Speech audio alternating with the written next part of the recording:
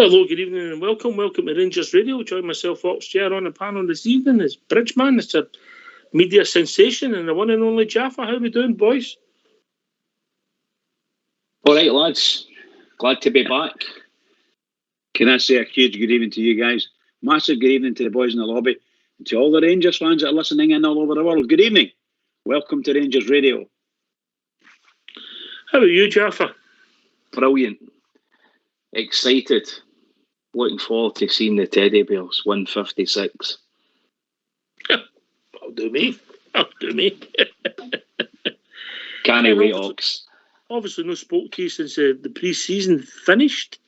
Give your thoughts, general, how it's went. Then I'll bring Bridge in with the same question, yeah? Oh, it's been brilliant, Ox. I watched a lot of the Euros, which was great, watching a lot of our players down there. So it's been brilliant, and we've been going about our business, just picking up the absolute gems. Lundstrom for nothing. What a player! He looks like a real brilliant footballer, and I think the club are just moving in the right direction. I'm delighted. Bought the new kit, of course. Why wouldn't you? Oh, didn't know they'd done it in that size, but there you go. Bridgeman. You're one cheeky devil, you. No, as far as the Jaffa says about the Euros, I thoroughly enjoyed every game I watched. Thought it was marvellous. There's some games better than others, of course, but I enjoyed every one. Yeah, no matter what it is. I don't know what to clout him around the year, but we're talking about the end of the pre-season, not the Euros, right? Oh, Paul, I thought you were... Oh, sorry. The end of the pre-season, for me, obviously, what a highlight. Real Madrid, just out of this world, you know. Not the game was the greatest game in the world, nor was it the worst game in the world, and so on and so forth. But I was there watching it, and it was I pay thanks to Butterbean and everybody else that was on my side to get a ticket for that. It was just fabulous. Don't you put a begging bowl out again? Don't embarrass. No. I'm just saying. I'm thanking everyone who wanted to put the begging bowl out. Well, I can't afford anything anyway, you know. Anyway, and of course what do you call it? I never got to see the Arsenal game, but I watched it on TV, and obviously what do you call it? Brighton of Albion, a very, very good game as well. So I had a ball for 2 days watching football. I don't want to know about you. I want to know what you thought of the team and overall. The team were excellent. I've just said that. The team were excellent. All right, and I'll go both games. I'll go back to Jaffa with the same question. So okay, I've got it. I've wakened up now. Apologies, I'm still dozing there. It was brilliant. I'm thinking I'm making a film. Dumb and Dumber. He's up for it. Used to. It was brilliant, Ox. Arsenal game was great. Brighton game was good. Good workout with the team, but obviously the pinnacle of it all was last Sunday. The Real Madrid game was, and all that mince about. It was only the B team that was out. The boy that scored the goal, Rodrigo, was worth 45 million euros. Aye. Listen, it was a great result for us. Great morale booster, Jaffa. Brilliant, Ox. I mean, you could see the players were absolutely. It looked like the team as well. The first 11 that Stevie G put out. That looked more like, because obviously there was a lot of changing in the previous games, and some of the games were split into 30 minutes. It's hard to get a true picture. It's all about getting minutes and legs. We keep hearing that statement, and it is, of course. But yes, it was brilliant. The Real Madrid game looked like a brilliant, tasty game. A lot of fans here, which was brilliant. Great to see the supporters back, which I think's been the biggest morale booster of all, I suppose, for both the fans and for the players. Aye, okay. Listen, I've watched some of the feedback globally about the game. I know you've been busy with your celebrity jokes, Bridgeman, and not get time, you know. You've got to go the fans. You've got to look after your fans, you know.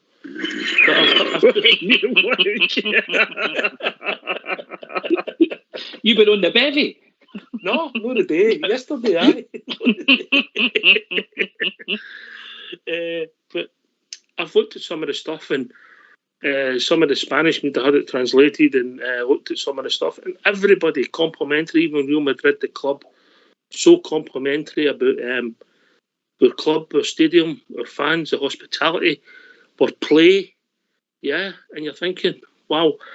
And Jaffa, I've watched football for a few years, not as long as you two, Ahmed, but I've watched it for a few years, and I've never seen a situation when the opposition players just want to come home over and say hello to the home team's manager. That was brilliant, Ox. I saw that. That was see that was that young boy Rodrigo I've just mentioned there, the Brazilian boy. I mean, he was trying to get Stevie G's attention to fanboy him, to shake his hand. It was brilliant. That just shows you the pull of the guy. I mean, that's what we've got at our disposal, which is it's brilliant. I know we all love him. It's brilliant, but sometimes I think you've just got to pinch yourself a wee bit and realise who our manager is. And he's a brilliant Rangers manager, a true Rangers manager, in my eyes anyway. Listen, I get asked this question all the time. Why is Bridge still on the show? It's simple. He's a megastar, global megastar. That's how we keep him on the show. Yep. Sky come in for him, we keep him. He does celebrity appearances now. He rents himself out. There's a name for that. But Gerard Bridgman, he's just a different level, isn't he? The guy's just class, just utterly class. With a capital D and a capital A. He's a different K. He's a different class person, and I still see him walking in Ibrox when he came to sign for us just over 3 years ago. And look at the difference. Look at the difference in this club. Look how we're all feeling compared to what we were then. And it doesn't matter. The man, he'll carry us along. And I'm jumping in his train anyway. I'm on his train because I think he's been fabulous for us. Just fabulous. Great. Here. He has, mate. What he's done for us in 3 years. Obviously, winning the league's a big one, but the progression. Better never stops is a phrase, and I think he might have even improved us the last season, Jaffa.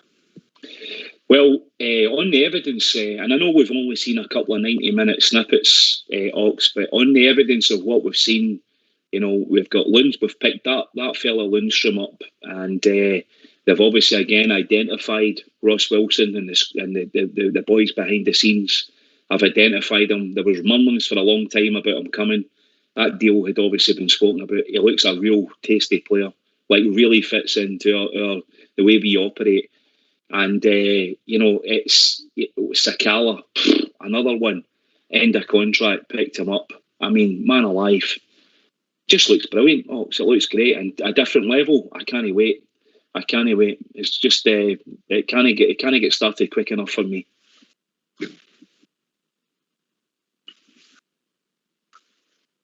Here. I'm really looking forward. I'm going to put you two on the spot. We'll take Ryan Jack out the equation because we know he's no fit yet. You're in the dressing room. Everybody else is available at the moment, including Alfredo. I know he might be not available for Saturday, but we'll say he's in the mix. Everybody's fit. I want you to pick your team for the opener of the league. Jaffa, you can go first and Bridge can follow you. So for Saturday, obviously, Oxford against Livingston, if they're the opener for the... Mm-hmm. I would go, obviously, we're kind of bread and butter back five, McGregor, Tav, Goldson, Barisic, and I would put in Big Balogun in there. That would be my starting five on Saturday. Middle of the park is Davis, Lundstrom and Kamara for me. And up front, and depending, I don't know. I mean, I know Sakala played at the weekend. I don't know how fit he is. I know he's only had a few weeks training. Guy looked fit enough on Sunday. But Stevie G will decide that behind the scenes. But I would, if he's fit, I would go with Sakala, Roof and Kent up front. And I don't know the situation with Roof as well, because obviously he wasn't around last weekend. No seen much him at pre-season, really, have we? No, we've not. No, we have not. So, and yeah, just say yes, so that would be your team. Okay, interesting. The Balogun one, obviously Roof, yeah, and Bridgman. Well, I would go with the standard back four and the goalkeeper, McGregor, and maybe Tav, Goldson, what do you call him? Helander, sorry, I can't get it there. Helander and Boris, Borna. That's who I would go. Considering everybody's fit, and I would put Lundstrom on the right, for. I don't think we'll go to a right-sided midfielder at the moment. I'd have Lundstrom, Davis. Who had one left? I'm trying to think of the left now. For God's sake, Glenn Kamara, and I would go with Ryan Kent. If Morelos is available, is he available? Well, just say for this purpose, he is available. Yeah, I'd have Morelos in, and I would I'd put the boy we got from Aberdeen, right? Okay. All right. All Put right. him in. Right, so your right side, there's no pun intended, Bridge, your right side would be Cav, Lundstrom, and Scott Wright. Yeah. Either Scott Wright, or you could swap it around. You could put Wright in the left, and you could put Ryan Kent in the right. But I prefer Kent in the left. He doesn't move, does he? He plays that position, yeah. He moves occasionally in a game, but that's his role in the team. Jaffa, so that's the right side of the team. The left side of the team, you've both got Barisic, Kamara, and Kent. I've got a simple question for both of you, and I'll open this up to the listeners. How much would it take you to replace the left side of your pitch? Jaffa. If the left, of course. Yes. Or what are they worth this now? Jesus, Bobs, that's a question. Well, I mean, look at going back to the plaudits that you mentioned about Kent getting from the official, or one of the main of official chat rooms for Real Madrid fans, basically saying that they should be signing Ryan Kent. After the weekend, after some of the moves that the guy came out with, I mean, if Kent goes back down, if an English EPL team comes in for him, I suspect with Kent it would be 25-30 million. And Kamara, I don't think Glenn Kamara should leave our club for any less than about 20 million, maybe more. And Borna Barisic, what are you talking? I'm saying 50 million. 50 million, and then Barisic maybe what, 10? Would that be fair? 10, 12, maybe on a good day, 14. All right, we'll not be greedy. We'll go for 11 then, yeah. Uh-huh. That's 61 million, Bridgeman. 61 million. Yeah, I don't have an answer to that. That's quite incredible. I don't know if I believe our players are valued a lot more than some folk. They put them at, but I wouldn't. I really couldn't, in all honesty, put a price on them individually. I just couldn't do it. It would take me all day just to think about that. But we've got some fantastic players worth a lot of money, and I think that was a tremendous price. With £50 million, unbelievable stuff. It's just unbelievable. Not impossible, mate, by any stretch of the imagination. And how much have they cost us in total? But 10 million roughly in total. Barisic, what was he? Was he 2 million? 2.1 or something. Right. Aye. Yeah. Yeah, frightening, really. All right. Was it 7.5 or 8 we paid for Ryan Kent? Something like that, Bridge. You know what I mean? I know a million's not a lot of use, neither here nor there. 7 million. You're informed tonight, He's a shocker, isn't he? He really is. You know, he's lost more running for the bus, that man. Just shows you though, that's some value to have just down. That's one side of the team. That's just one side. Is it fair? Jaffa, have we been fair? I think we are, Ox.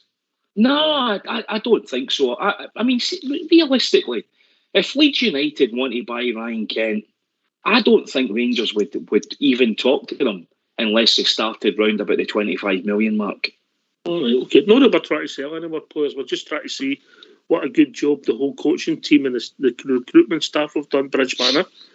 Well, that's exactly what you want, and of course it's your own investment, your own club's investment. Is it going to realise a profit? Then, because that's what they live by at the end of the day. And yes, they're going to realise it for sure.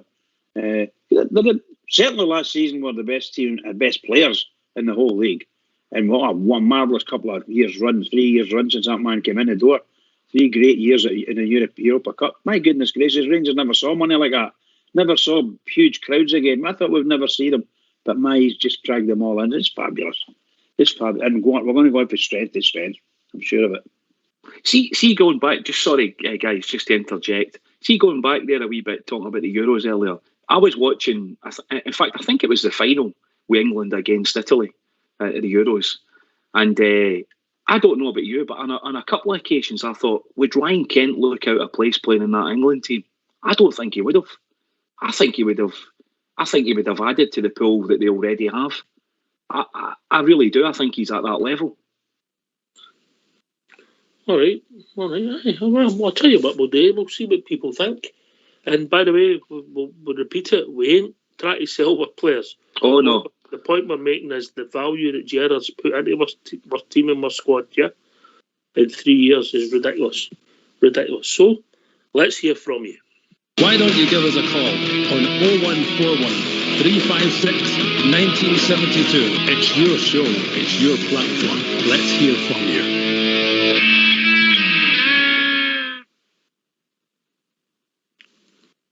Aye. And the right side's not too shabby neither. No, it's not at all. You know? See me you're saying there about Ryan Kent. Wouldn't look out of in that England team. I just see anybody of the height and build of Ryan Kent would struggle to get into that team. The reason I'm saying it is because that boy has played for Man City. What's his name? I can't remember his name. Sterling. He is just, for England at the moment, he's on fire, and he's always going to be there, and you'll no move him because he's just. And now they're only going to have one. I would imagine they'll only have one person of that sort of height and build. But he has got it all. The three guys that played in the other wing at times, with the boy for Arsenal, the boy for Dortmund that signed for Man United, and also the young lad with Man City, Foden. Phil Foden. They're all similar bills to Kentbridge. They were on the other opposite side for Sterling. And they play pretty much the same system that we play a lot of the time, Mm-hmm. Yeah, I just mean that I think they've got one really, really top quality. I don't think the other guys that you've mentioned are anywhere near that boy Sterling's quality, to be honest. Going in that tournament, no, he was one of the better players. I get your point. Yeah. But he's a thorn. Are we being honest with, or not honest with wrong choice of words, are we being realistic in our valuation on our left side of the pitch? It's frightening. So when Gerrard walked in the door, we had his first signing was John Flanagan. And who did we have at left midfield? Who was playing at left midfield? Andy Halliday, would that be fair? Yeah. That was. Mm-hmm. And we brought Kent on loan. Yeah. Kent came in on loan. Algeria played there. Algeria played a bit on the left-hand side of midfield as well. And you think where we are now? Sadiq? No, I forgot about him. Still scared with that performance at Hampden that day. But and real value into the squad, Jaffa, but it gives you a sense of optimism, and what it is has it gave us a false sense of security, mate.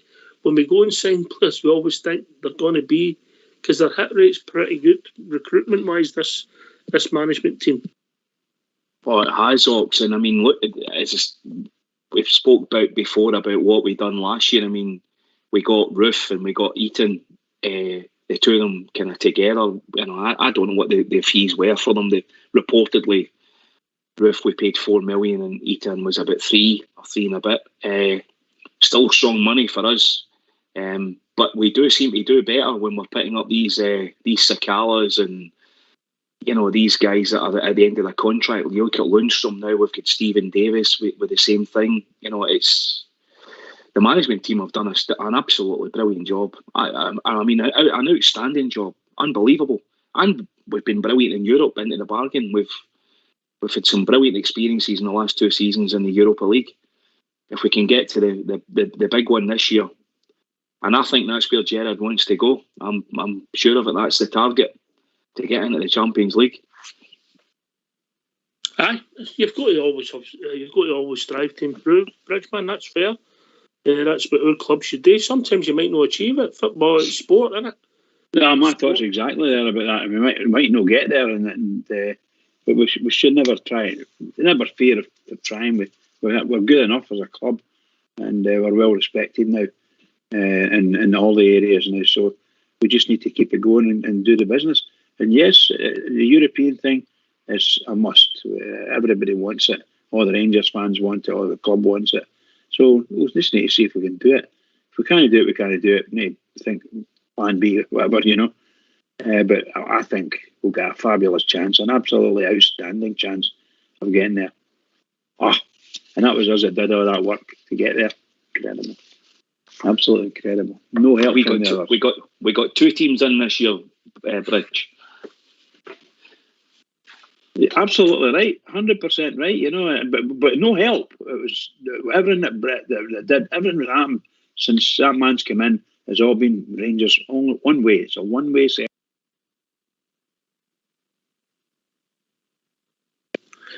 Come on, this is a phone-in show. So what's the number, Bridge? People want to join us. The number's 0141 356 1972. Give us your thoughts. Give us your team. And we're starting to slowly build up to Saturday's first game of the season in a league match at home to Livingston.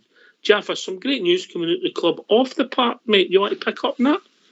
Aye. So obviously, I think yesterday the club announced that we've got a major sponsor for the new lounge. It'll be one of the lounges in the new Edmondson House.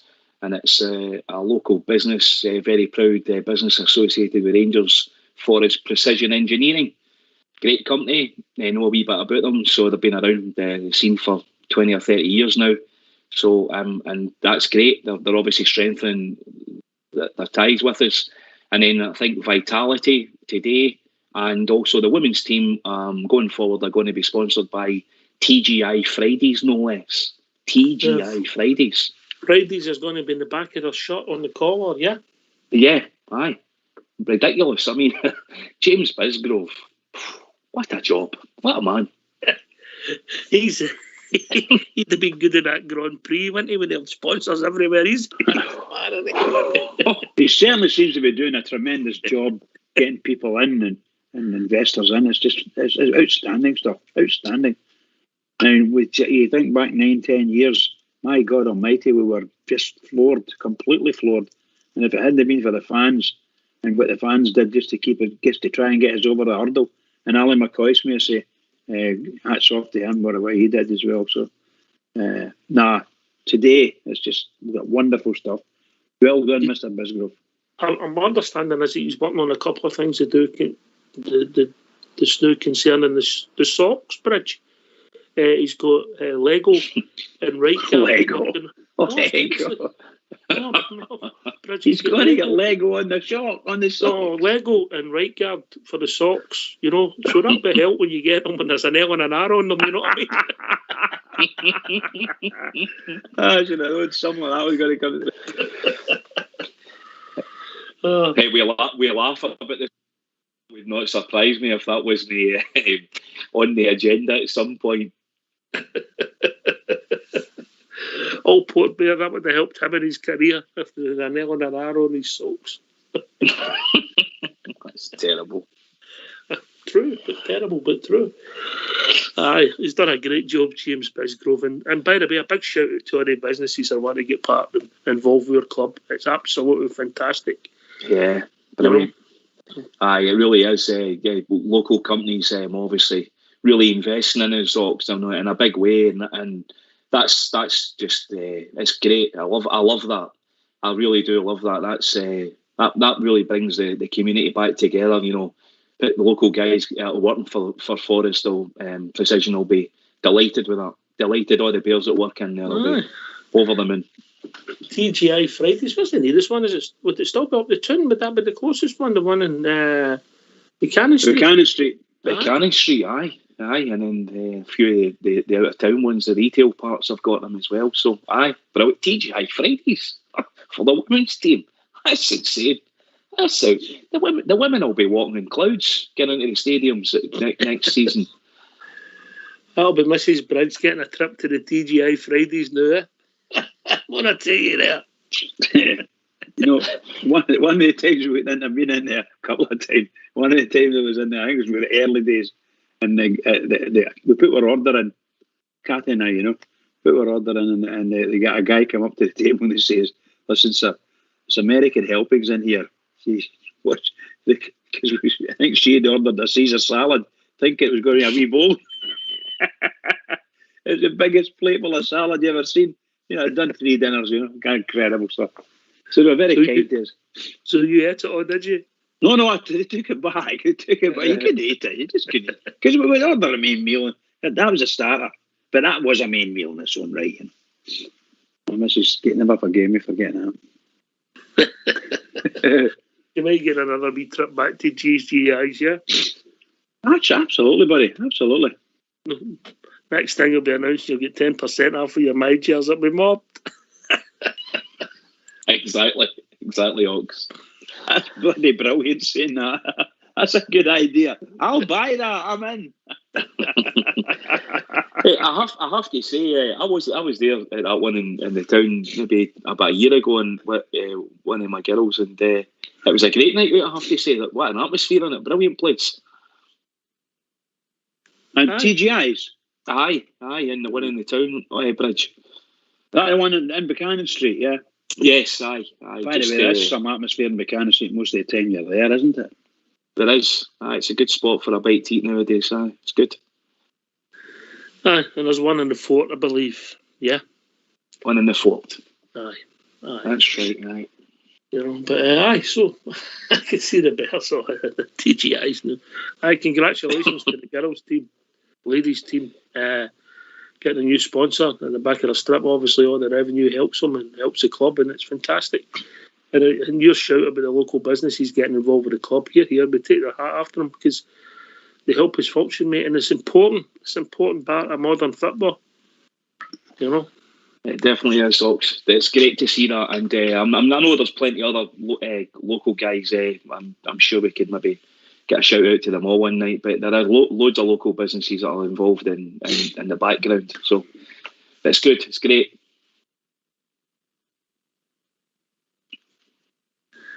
Aye, it's good, Bridge, innit? It's all positive, and you're right, Bridge, man. The guy's done some job, isn't he? Bisgrove. Oh. It's unbelievable stuff. I mean, really, you know, I just, sometimes you just can't believe it. And you know, all the good that he's doing, and you hear some of these crazy stories like Foxy was telling us, trying to get his ticket and so on and so forth, you know, and getting booted out and all this nonsense. They need to really invest some money in the technical side of the world, you know, and get the fans involved. Because you can't have that. You can't have fans sitting there for an hour trying to get a ticket. It's just crazy. They get a system that works. Aye, you're right. I think we touched on it yesterday. I say there's nothing. We sympathise with the club with the situation, but the software concerning the ticket and getting a ticket needs improved. Needs looked at. The system's too complicated. Yeah. It's got to be more user-friendly, is what I'd say. Obviously, it needs to be secure, Bridgeman, but it has to be user-friendly as well, you know. But hopefully they've heard, and I'm sure they will have heard, because there've been a lot of traffic. I've been involved myself, and hopefully they're picked up in it. Obviously, they can't sort everything right away. They've got to deal with. But I don't blame the club for the situation, but I think it's gave us we've got a glitch there, Jaffa, and we need to sort it with our software.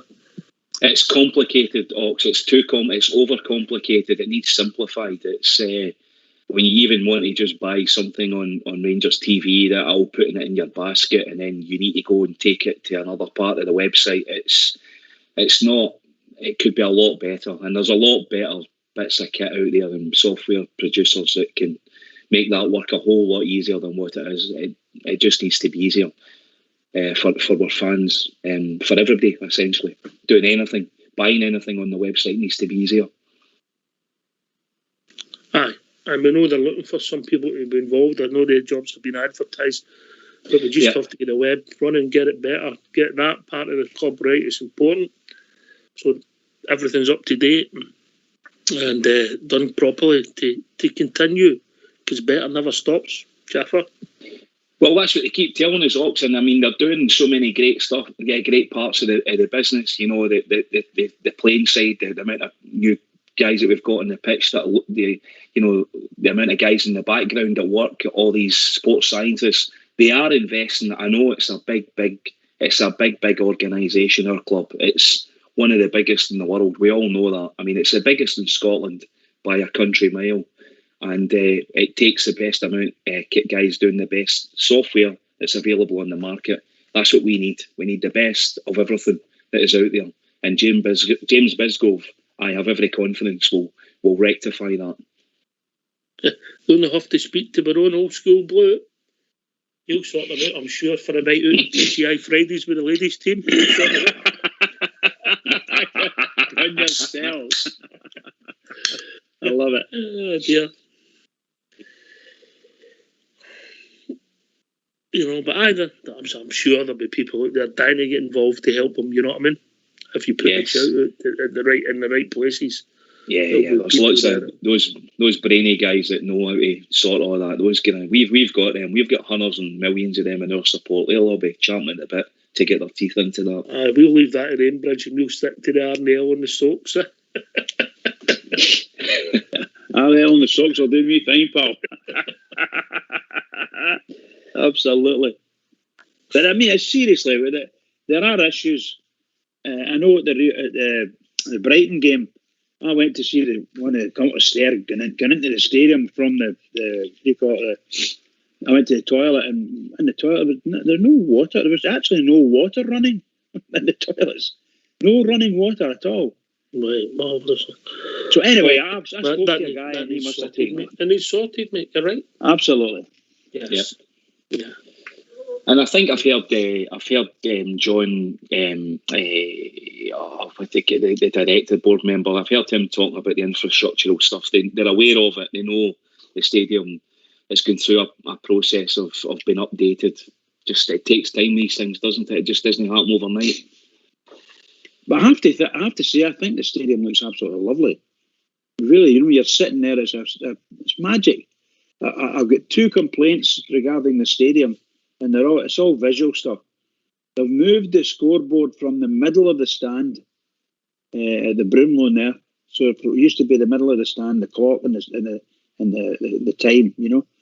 And they moved it along, made it smaller. There's a smaller readout, and it's in a way it's like over I don't know what numbers they are, but it's above the Celtic end. It's above where the Celtic plays. Above the Union Bell? No, the other end. Or towards the where the wee triangle at the way supporters are. But below just the above that. Well, just to the left of the screen, so the extreme right of where it used to be. I can't remember the advertising boards. Okay.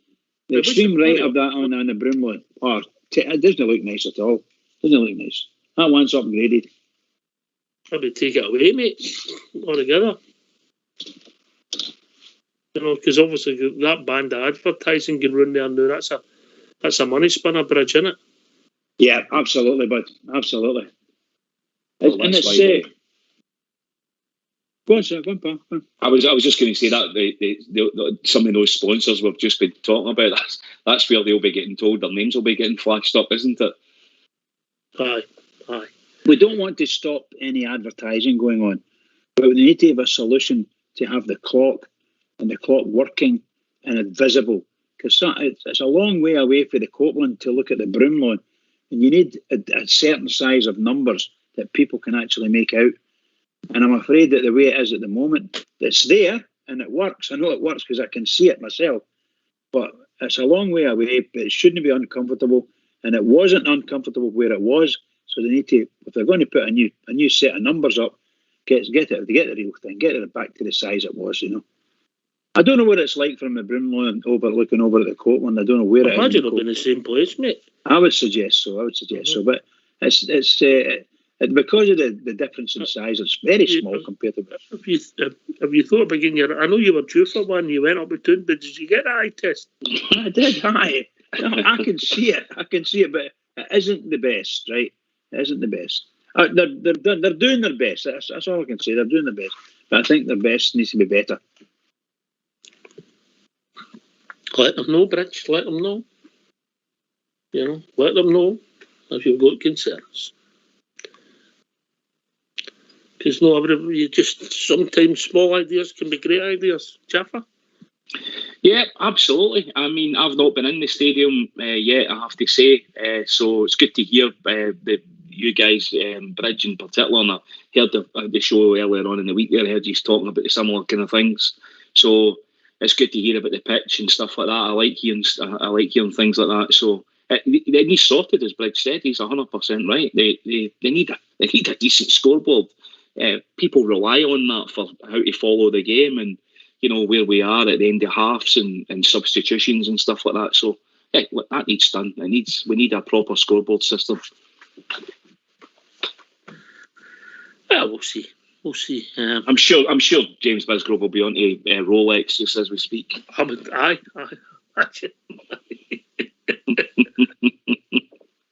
Aye, right guard will be kicked off his socks and Rolex will go.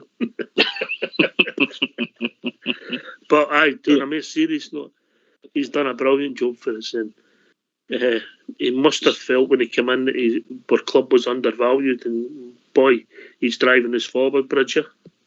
Most assuredly is, pal, and it's fabulous. It really is fabulous. The stadium's just beautiful. The paint, so a lot of the paint work's been upgraded. There are parts we could all go in and find fault and things like that, but the truth is, you hear the Bears singing there that Monday night. It was just great.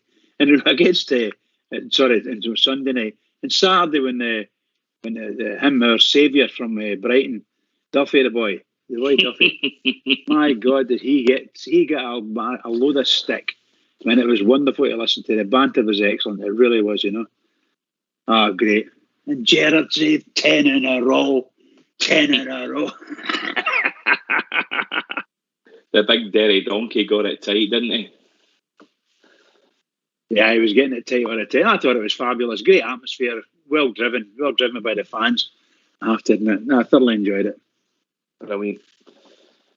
If I'd been him, I wouldn't want to play football at Ibrox again or anywhere near Rangers fans. I wouldn't. So we're waiting on people to phone in, so let's hear from you. Why don't you give us a call on 0141 356 1972. It's your show, it's your platform. Let's hear from you.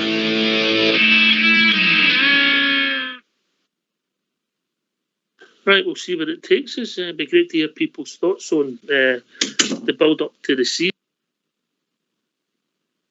and where we're going to go with the team for Saturday. And also, didn't you think there'd be many other people coming in?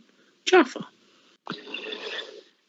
I don't know if it relies on, if coming ins rely on maybe who's going out first.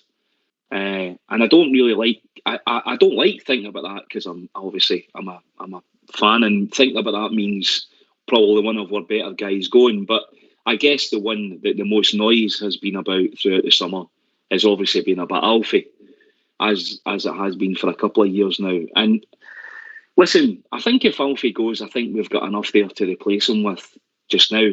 But I think Gerrard probably would go out and get somebody else. I suspect so.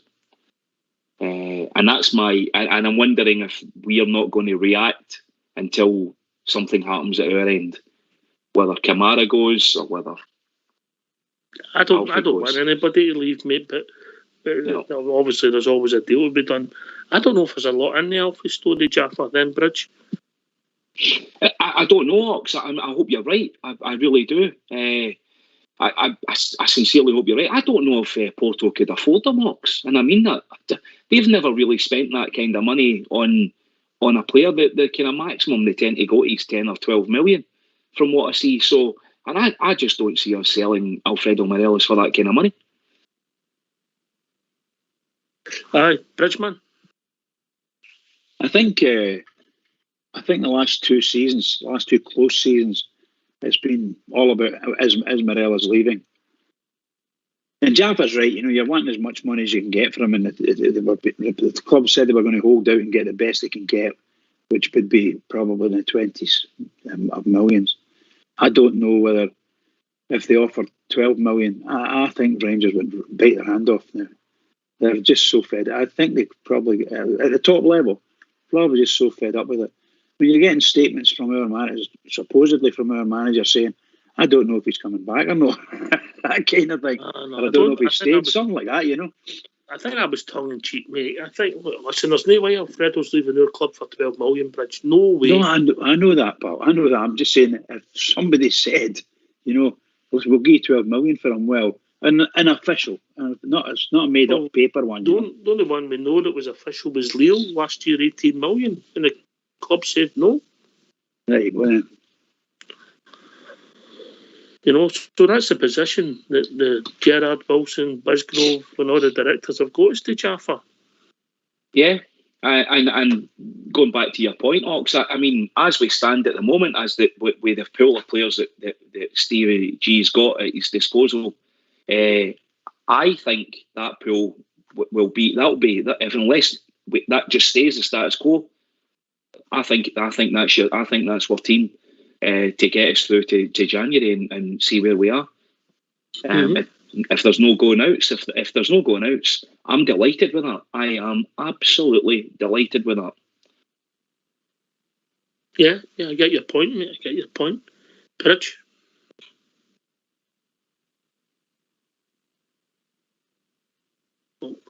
Well, Jeff and I get your point, mate, and I think it's maybe more important because you don't know what you're bringing when you're bringing people in. We know what we've got this now. They're off and ready, aren't they? Ready to go. Well, exactly, Oxen. You don't go out and buy Glenn Kamara's.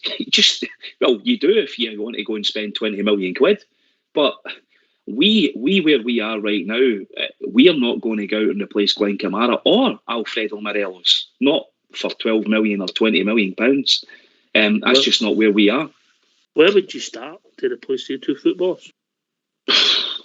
I don't know, Ox. I really don't know. I genuinely don't. I mean, we've heard about the boy from Heerenveen, is it? So I mean, apparently coming in for £8 million, but I genuinely think that's a trigger. I think he could be the guy if Glenn Kamara goes. That could be the replacement, but I don't think that'll happen unless Glenn Kamara's poised to leave us. And there's been nothing about that.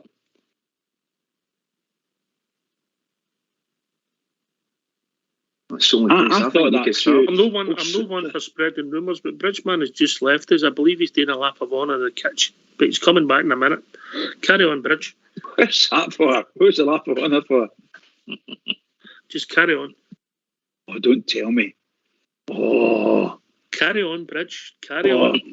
I was going to say that we were speaking about. I said something about this last night about is there any chance that we could lose Glenn Kamara because he is well thought of in the European side of things, you know, not just in the Premier League.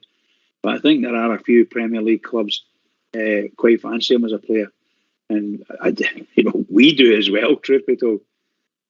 I can't believe it. I can't believe it. So I think that the boy, he may be the one that's going to get you the money. There's no fantasy about it. The club will probably walk in, put the money in and say, we'll take him, and away they go. That's what could happen. Oh my goodness, what a player he is. What the moves. He's grown. In the last 3 years, he's grown and grown and grown. His confidence is getting up. I thought he was going to struggle a wee bit after that racism stuff, you know. But he's come back stronger than ever. Just fantastic. What a wonderful player he is. Wonderful player. He's 25 million. Was that bud? Just came back to that. I mentioned the Balogun podcast, and he talks about the way Glenn Kamara, but he talked about the way the club supported him. And there seems to be a real bond between the players and the club. Jaffa? Yeah, thanks for the heads up on that, Ox. I heard you last night talking about that. I had a good listen to that today. It was absolutely brilliant. It was great. And he did talk about that, Ox. It was a brilliant part of it, just from the club from top to bottom. Supported Glenn Kamara from Steven Gerrard. He was with them the whole every step of the way. It was great.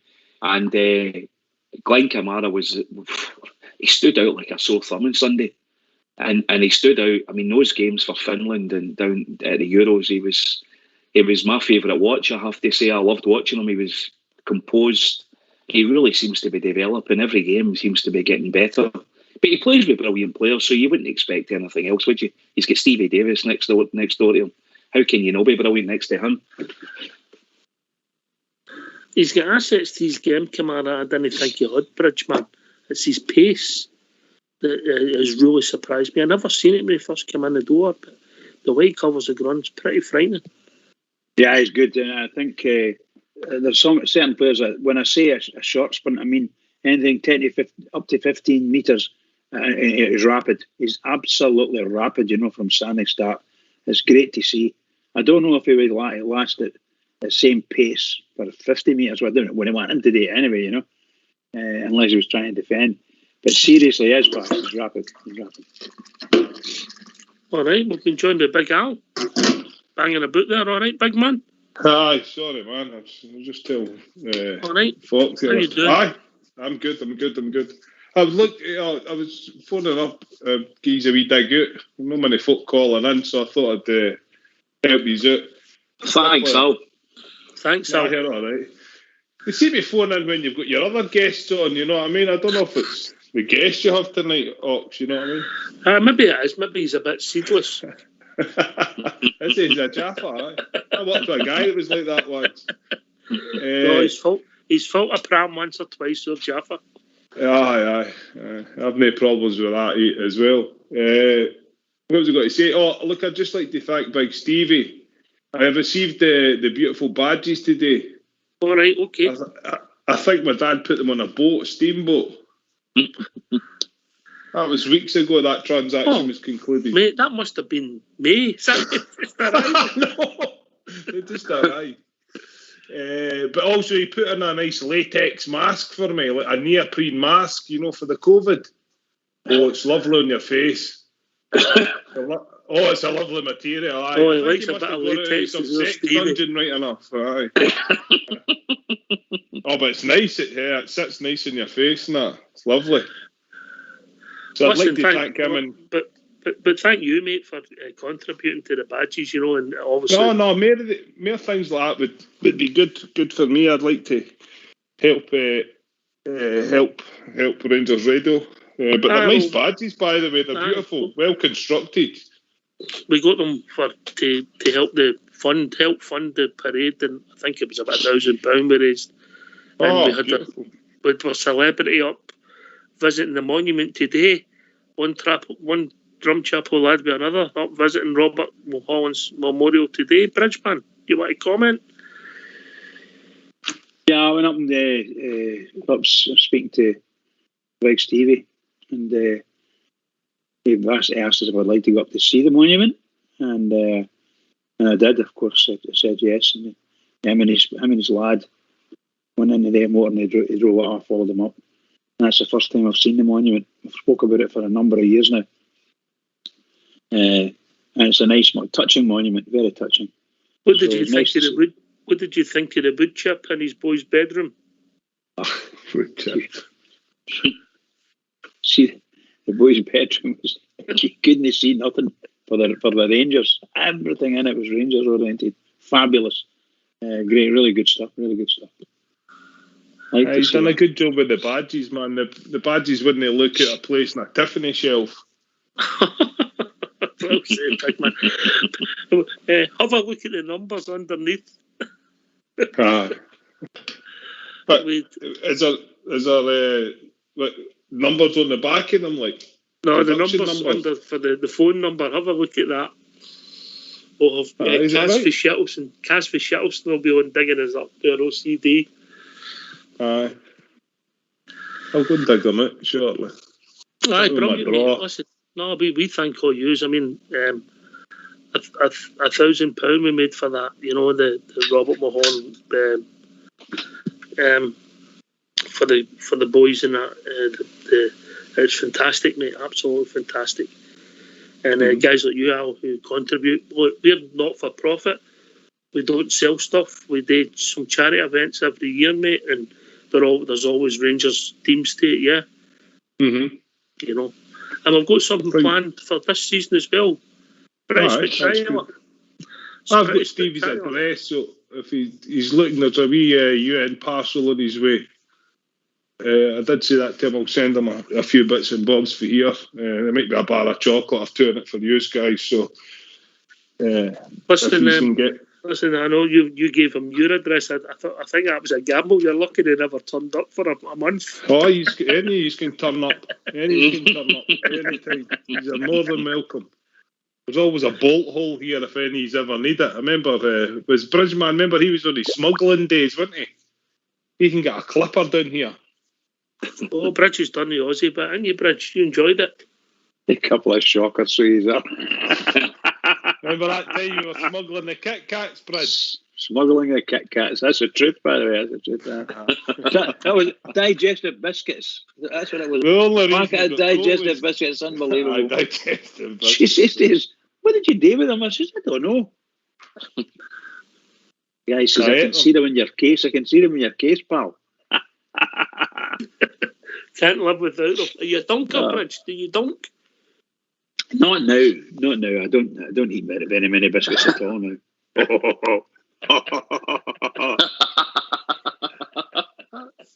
What a shocker I am. What a shocker I am, I'll tell you. Swap the biscuits out for fruitcake. Aye, enough fruitcakes on here. Big Al, you're always wanting the club to push on and strive, and you know sometimes you're frustrated only because you want better. Yeah, is that correct? Aye. But we talked earlier on before you come on about this guy Bisgrove, mate. Taking his. I've been listening to you all morning. Aye. Just wanted to get your take on it, mate. I know it's not everybody's bag putting names on strips and sponsors, etc. But it's important in modern sport, isn't it? Oh, definitely. Aye, definitely. The main money you can get, and look, it'd be ideal if you.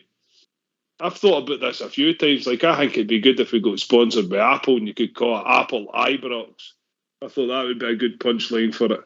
With the one big major sponsor providing the capital for it all. But look, if it's the way we have to go, I don't care. As long as we can use that money, Mr. Bisgrove utilises the money, Gerrard gets money, the board get money, you upgrade the stadium, get players, it all adds up. And I quite like what you were talking about earlier as well, local businesses. There was a lot made of what happened to local businesses previously with the club, but I'd like the local businesses to maybe see some local businesses on the shirts. You know what I mean? Have things like the lounges, have players, highlight the players that are getting sponsored by the local businesses a wee bit more, things like that. Bit more advertising like that within the community. Aye, every penny counts, isn't it? It's the same, every penny. We need all the money we can get. The team on the park can generate funds, but behind the scenes, it's critical and important for us moving forward to generate capital. So whatever comes into the club, or the better for it. Aye. I mean, I would give the boy Bisgrove. I'll give him 9.5 out of 10 because Jaffa better never stop. So he's not getting 10 out of 10, is he? No. He's still got a bit of work to do yet. There's still a couple of spaces on a few of the jerseys that he can fill, but he's done a great job. He's done it. The fella clearly knows his stuff, and he's been part of the whole Gerrard evolution, hasn't he? He's been part of it. Going back to that podcast, Al, if you've not listened to it, as Ox was saying and Bridge was saying, the podcast with Leon Balogun, I can't remember the name of the podcast, but it's brilliant. A beautiful game. I've not listened to it. I'll make a point of listening to it today. Talking about Mick Beale and Tom Kilshaw and the way the club's structured in the background and stuff. It's really insightful, really good, great stuff. Do you think we've got that management team in place, Jaffa? Are you all right to be calling you Jaffa? Aye, is that? Oh, aye, go for it, pal. Aye, it's all right with that. So we've got that team in place, like the football department, but we've got the director of football. Do you think his role's been critical since he's came in? Do you think it's him that's pushing things along? But again, the one of the bits that I thought was brilliant was Balogun was telling you how it came about that he joined Rangers, and he got a FaceTime call from Ross Wilson and Gerrard. That's who phoned him, and which I thought was really insightful, because Ross Wilson clearly is, as we've just said there, I think he seems to know. He knows everything, whatever this software is that he's using about all these players. I mean, picking up Sakala, end of contract, picking up Lundstrom, end of contract. What a bit of business, Al. What a bit of business that's going to be. So what I'm getting at as well, look, it's inevitable one day the management team will move on, but to have that continuity between management teams, you've got that figurehead of a Ross Wilson. You know, I mean, their positions at football clubs, unless he gets a major offer for someone else, he's there for the kind of long-term project. You could probably see him maybe 2 or 3 different management teams underneath him. I think his position, and I think he's proved to be a vital part. I don't think a lot of people talk about him too much, which is a good thing as well. I think that's he's in the back. If he's in the background just conducting things, you know. A great point, big man. A great point. But I'll tell you what, we're going to expand on that, because I'm glad you mentioned that, because after that Balogun thing, I did have some things I wanted to pick up on, and you've given me a good segue, Big Al. But get yourself in mute. We're going to have a tune, and then I'm going to come right back to your point, right? All right, you do your thing. Cool.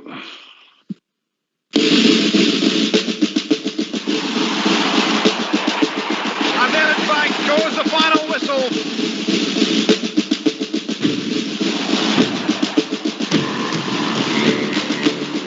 And Rangers, the Scottish Premier Champions, have won the best of the clash.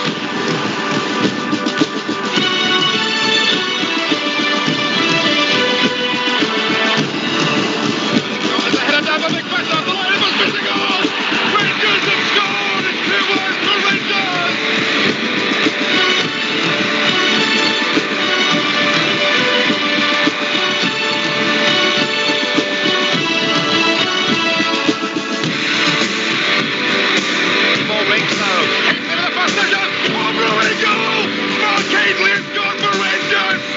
The streets be broad and narrow, we'll follow, we will.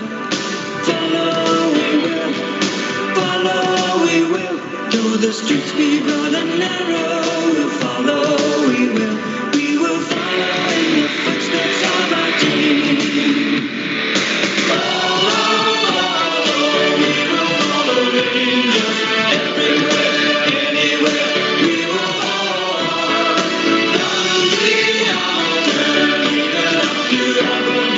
Should they go to Dublin, we will follow.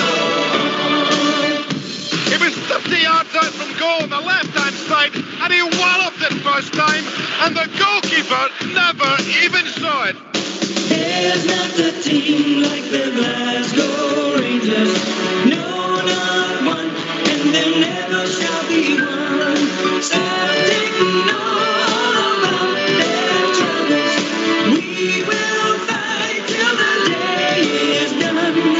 There's not a team like the Glasgow Rangers. No, not one, and there never shall be one.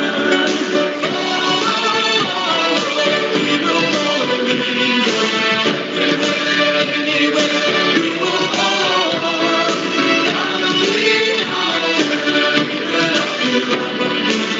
They go to Dublin, we will follow.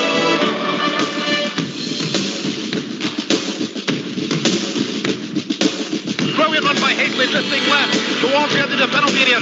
Swings the ball back across Mackay. Oh, Mackay has scored for Rangers! A superb goal! Walter Smith turned into Lutzes.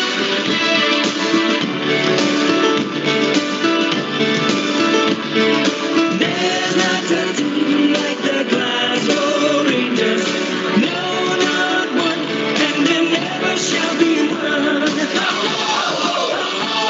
We are the Rangers boys. Young boys by our noise. We'll do anything to see our team at right looks all our way. For we are the Glasgow Rangers.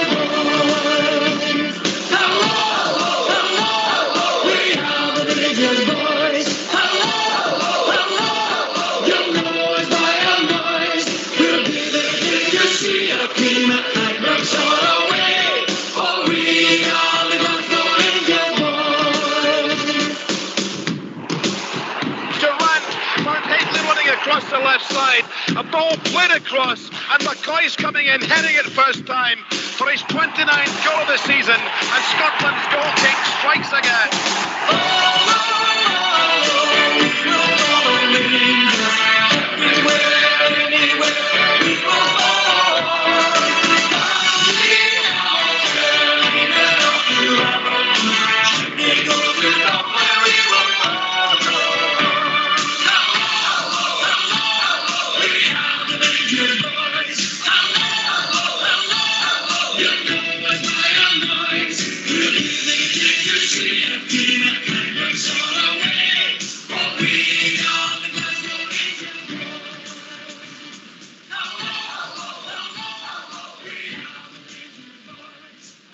Why don't you give us a call on 0141 356 1972? It's your show, it's your platform. Let's hear from you. Hello, we are the Rangers, boys. Hello, brilliant, isn't it? I love these tunes. Oh, that was a good. It tells a story, that tune, doesn't it? Tells a story, that tune. Yeah. That was a great couple of weeks, that, for Rangers, obviously winning that game at Ellen Road and the Ibrox, beat them home and away. Right, Big Al, the point you made about Ross Wilson, yeah? Yes. Ross Wilson, underneath him, Stevie G, he's the gaffer. They have an important relationship, feeds into the board, then it comes down for Stevie G. And if you do listen to that pod, Jaffer will tell you that he said that Gary McAllister's in charge of the offensive midfield. Tom Colshard does the defence. We'll get the goalkeeping coach. Obviously, Stevie G does part of the midfield work, and now Jermaine Defoe does the forward work. So it's like American football, and there's 5 coaches all day in their bit, and it's a team, Al. It's a team. Mm-hmm. You know. I think if you go for Ross Wilson and above Ross Wilson, I think the people above him have obviously got a vision. You diverge to the left and the right. You've got that Bisgrove as well, you know. They all seem to be pulling in the right direction. And I think what is critical is they've got the solid foundation of the fan base. Yeah. That's undeniable. So that allows them to have confidence, and it allows them to have a bit of freedom. Obviously, the directors and that will be gaining Ross Wilson freedom. Ross Wilson, I think Ross Wilson will be learning from Steven Gerrard in regards to football on the park kind of stuff, and obviously Steven Gerrard will be learning off the park stuff off of Ross Wilson. Mm-hmm. So I think there seems to be a synchronicity to the club at the moment, and I think that's been there. It's just it's took a wee while to get the wheels rolling properly. Everybody moving in the right direction, and I think moving forward it'll only get better. But I think that Ross Wilson, I'm really happy with him. He seems quite an astute character. He's silent, but in a good way. The guy we had there before, I think he kind of liked the limelight, if you like.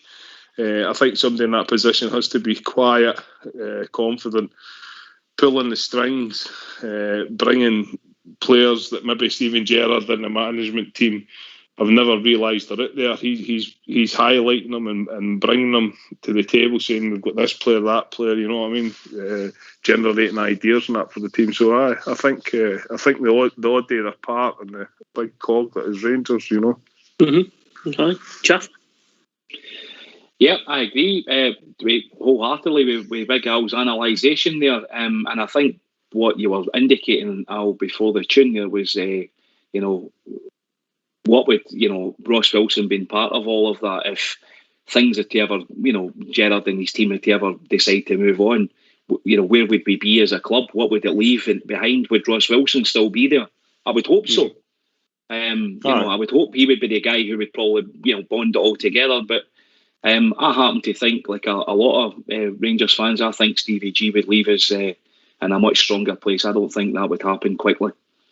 No, I'm not saying it would happen quickly, but I think having that the linchpin there, if you like, that someone can come in, come out. Look, I think Ross Wilson and Stephen Gerrard are mature enough guys that they would be talking about a succession thing, yeah?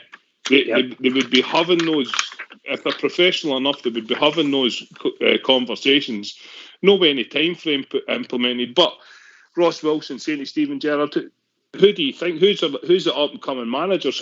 What managers do you think would suit your style of football, your ethos that you've created here at Ibrox, you know? Yeah. I think mature companies, big companies have to develop like Have that. a conversation, succession Have plan. those It's got to be done because people can walk Bear away never anytime. stops. Aye, people can walk away anytime, mate. Players can walk away. The manager can just say, look, I need a break for football. I'm not saying he will, I'm not saying he would say that, but people's lives sometimes get in the way of jobs, you know, and it'd be interesting. You've got to have succession planning, but I thought it was so interesting, and I'm glad you brought up Ross Wilson because I think he's that join between the business side of the game and the football side of the game, and our manager, he's a sponge, mate. He'll be soaking it all in. Aye, great point. Bridgeman, just imagine how good you would have been left and right in your socks and a defensive coach just for you. What a player you'd have been. Very good. Very good. I like that. You know, but the game's changed, Bridge, yeah? The game's changing, eh? Well, yeah, and I look at it and I'm thinking, is it changing for the better? And as far as we're concerned and our club's concerned, it's all changing for the better. There are certain parts of the way the business is run, the way football's run, and that might be down to nationality, it might be down to whatever race, whatever religion. It could be all to do with that in different countries, you know, including this one. So that's not the nicest part. But I put it on a fair ground, fair and open ground, and that the way the football is going, I love it. I think the skills, some of the skills these guys got is just outstanding. Outstanding. When you see that, when you see the pitch that we've got this new Bridgeman, Ibrox was always a good pitch at the start of the season, but like we used to get in January, even back in the day, good players were playing in pretty roughed up pitches. When you see some of the pictures for famous New Year's game, it wasn't a bowling green like they're playing on now. Would you think the players for the past would make of the modern balls, boots, pitches? Is it for the better? Are the better players? I don't think they are necessarily, but the game's definitely quicker, yeah.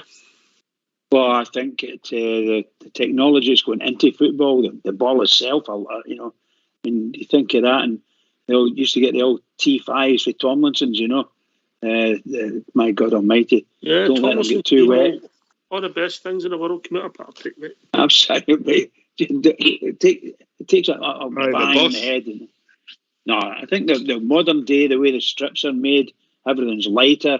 Everything about the game is made to pacier. And that pitch, as you just mentioned, Ibrox pitch looks absolutely fabulous. It just looks utterly fabulous. And I think people like Jim Baxter, Willie Henderson were speaking about some of these guys last night. These guys would have loved to be able to play in pitches like that. They used to love going down to Wembley because Wembley was probably the best pitch in the United Kingdom. But my goodness gracious, it's wonderful it was. The technology that's won into football in the last 20 years has just been outstanding. Outstanding. Mm-hmm. Is it a hybrid pitch now? Is it one of the Aye. crossover things? I think the module that owns Fox's Barnet, you know what I mean? A weave, a modern weave, you know? Modern weave, I don't, but football's changing, but I think change is the wrong word. I think it's just evolution. It's just moving forward. Mike. Good point. You know, it's things are different. Like if you say put that strip on Jim Baxter, and if he could play on, I'm sure he'd enjoy it. You'd probably see a slightly different player. You know what I mean? If he was now, if you take Ryan Kent and put him on a Jim Baxter team, would he be any better? I don't know. Could he play in the heavier pitches? It's your time. It's the time. Yeah. It's an evolution thing. Aye. You know, obviously the guys now are making money to a different level. Top players, and the guys below they're set for life. When top pros back in the day, they done okay, but they all had to work pretty much when they finished the game. You know, so the game has changed. Right. You see players you see players like your Gerrards. I think I might have mentioned this before actually. So Gerrards, your Zidanes, even your Beckhams, and that multi-millionaires. You can't motivate the guys. They go to the bank and they go to the cash line machine, and there's £1 million in there each week. Like, how do you motivate a millionaire? They guys, that breed of footballer, they top guys. They play. If they were a bricklayer, they'd still be playing football in the Sunday League. You know what I mean? It's the kind of players that come in behind them. It's in them. It's in them. They just want to play football, like your Paul Scholes, Lampards, all these Gerrards, all these kind of players. Money wasn't, I don't think, was a motivator. But then it just started. The money just came as they played the game. By the way, I mean, I mentioned something earlier on. I don't know if we appreciate how big a star Gerrard is. When that boy goes out just to shake his hand in a friendly, it just, this is a guy who's a star in his own right. There's a Barbers down, not far from where I live. You walk by it. It's a Liverpool Barbers, but there's Gerrard's in the front window. You walk inside it. There's Gerrard or there was none of that. A barber shop. But how many? I don't know if there's any more of them in the world. But it's a Liverpool. It's a homage to Liverpool, but it's also a homage to Steven Gerrard. I don't know if there's many players can say there's a barber shop anywhere in the world. You'll need to send the address to Bisgrove. He'll want some royalties off that. I'm sure. Well, I don't know. The wee guy's an Italian. He looks like some mafiosi. So I'm not one to set his toes. Like no. But they're only copying us. Look, since we've started this show, you get Fox's biscuits.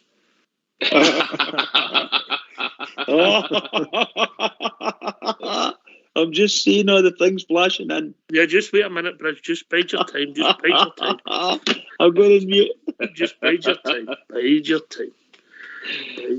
time for everything. But I get what you're saying. He's an icon and he's a big part of our club, and the players have to respect. The players seem to respect him. Again, pick up that interview with Balogun, the podcast, mate. It was quite surprising. The esteem you can see when he talks about the gaffer that he's. What does he do? I'm not ruining it for you, but he points out how he treats them, and it's quite refreshing, Jaffer, isn't it? Oh, it's brilliant. Again, it's great with the way he talks Balogun about the back, what happens in the background. It's lovely. It is really, really brilliant, and it made me really proud to listen to what he was saying about Steven Gerrard. I mean, one of the questions, again, not to ruin it for you, was who was your favourite manager you've played, or who's the best manager you've ever played for? And he said, hands down, Steven Gerrard. Mm-hmm. Look, I thought a minute, I just want to cut across you. I think Fox has got a wee message for us all. Oh,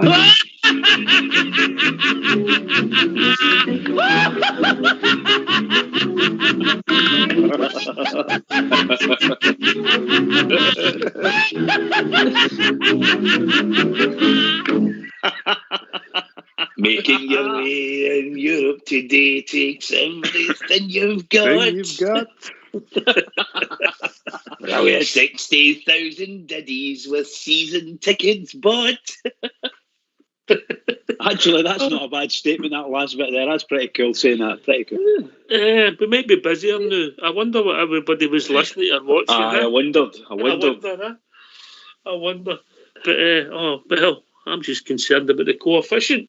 Oh, I've just realised what you've said. Oh, it's what a day it's going to be today.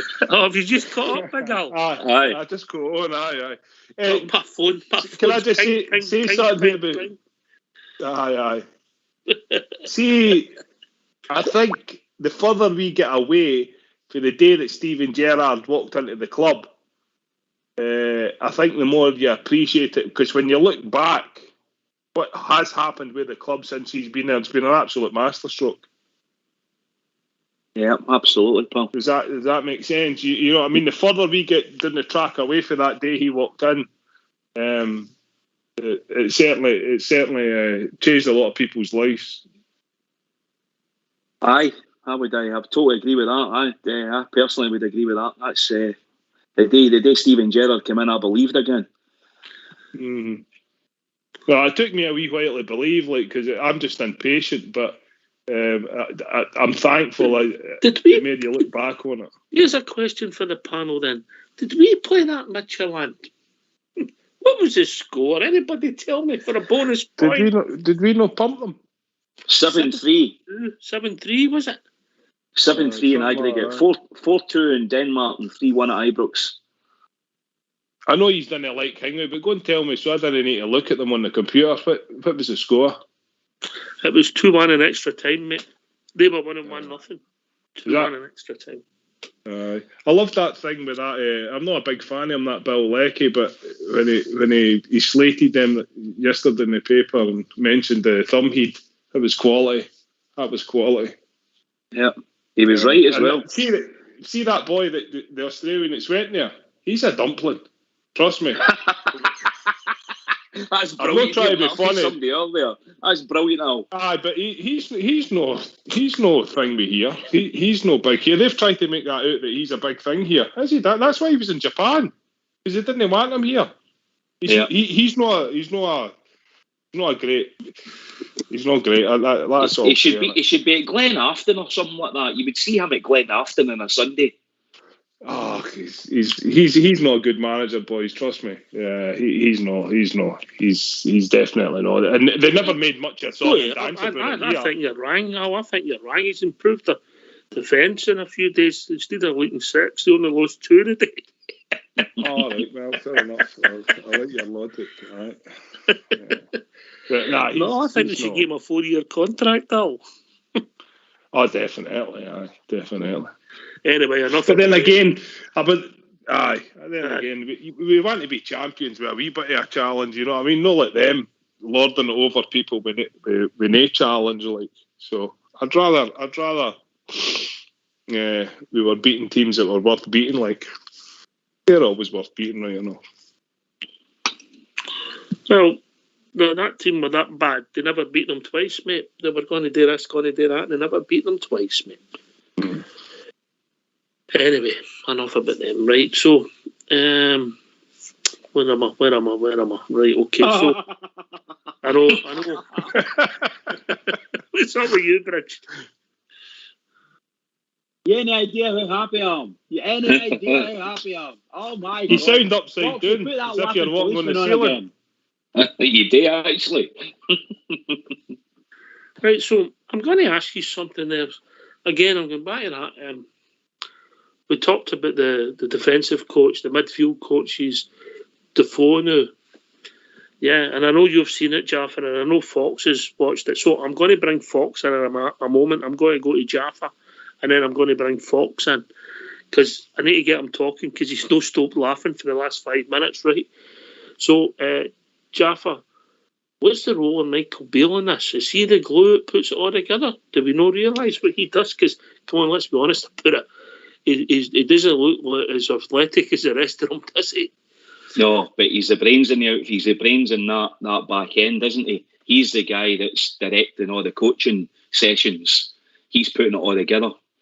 And Balogun alluded to that, and he said that sometimes when he comes out with coaching drills, and it's like rapid, and he says, do this, do that, do this, do that, do that.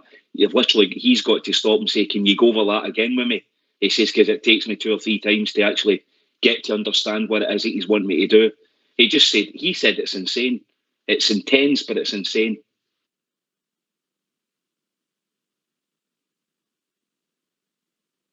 Going to bring Fox in. Fox, you there, mate? I know we're talking about the coaching staff now and what their roles are, and Michael Beale, and obviously you watched that over the last couple of days, mate. It was quite insightful, wasn't it? Oh, it was a terrific interview, but I think we've got to appreciate as a support, mate, how good the work has been from our board. They have got everything in place, and it's correctly in place. We're so professional for our under 11s, 10s, straight up to the first team. We've got sports scientists now. We've got the best working conditions for the players. We make sure, as it said in the interview from Leon Balogun, they know how to handle players. They know how to get them to play They know how to improve them. And it's just been a marvellous turnaround what we've had there the last 3 years. And people at first were impatient. And I kept saying, and I've said on here ever since Steven Gerrard came in, it's going to take 1 or 2 years. He's took us and he's fulfilled his promise of taking us back to the top of European football, a real threat to MD. And I'm so proud to be a Rangers supporter now. Always was, but more so now that our club has really made the strides it had to make. And it's fantastic. Thank you. Did you get permission to say this from the Green Brigade? Did they tell you it was okay you could say these things? Aye, the Green Brigade live up your close. Oh, shocker. Fox, Michael Beale, going back to him as the point that was made there. Michael Beale, he comes in, he's got a role today. And we never seen this when they came in the door, and I don't know if we appreciated it at first, did we? You know? No, I mean, he was always known as a great tactical coach, but I think he's more than that, mate. He's a pillar for the players to lean on, as is the manager. The manager treats the players like human beings, as Leon Balogun stated in his in his interview. And the whole club's right now, Ox. And all we can do now is go forward. And there's 1 or 2 wee things that they need to fix out, like the site and other wee silly things. I've noticed another thing is we don't have the video content that we used to have either. We used to have training days, etc. But hopefully they put all that right and update all the, as I say, the main site. We've got young boys playing there and B teams. There's no photos of them. There's no update, no league table sort of thing. It's all things we can improve in, but most importantly, get it right in the first team and everything else follows on. Yep. That's the truth, Fox. Well said, pal. That's the truth. Yeah. Right, okay. Are you calmed down now? You seem to be chuckling, sitting in that corner of that studio, chuckling away there. Are you all right now, Fox? I'm fine, mate. I didn't fight. Well, we are praising our board there, tearing theirs apart. Couldn't be any happier. As Port Bear calls them, the coefficient killers. Indeed. The coefficient killers. But we've got to do our bit now. We've got to do our bit and win the game. Drive forward. It's important.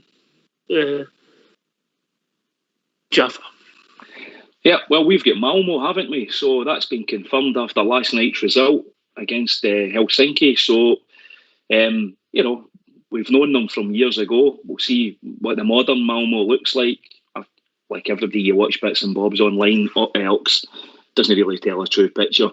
I was investigating them a wee bit. I was just perusing over what they've been up to.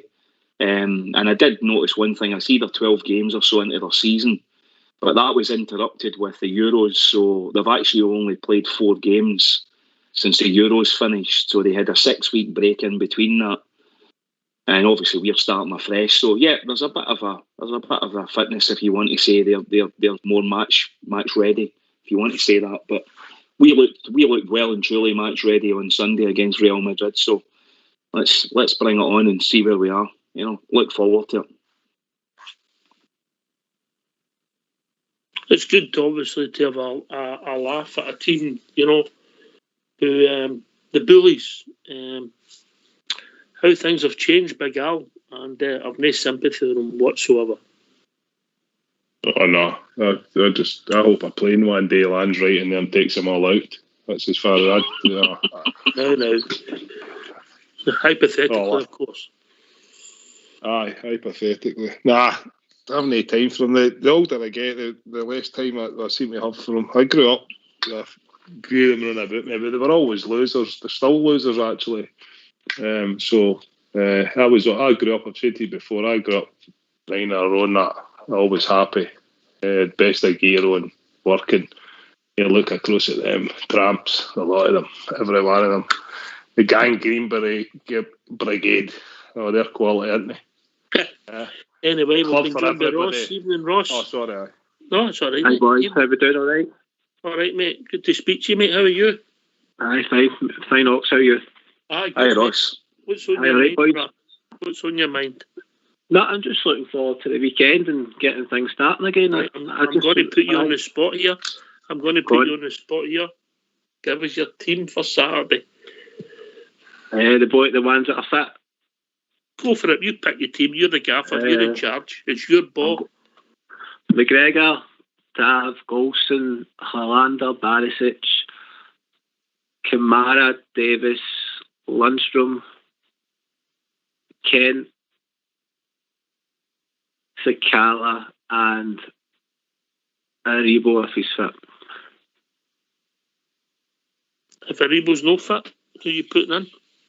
Probably Hadji. All right, okay. Aye, I get that. Interesting team there, Jaffa.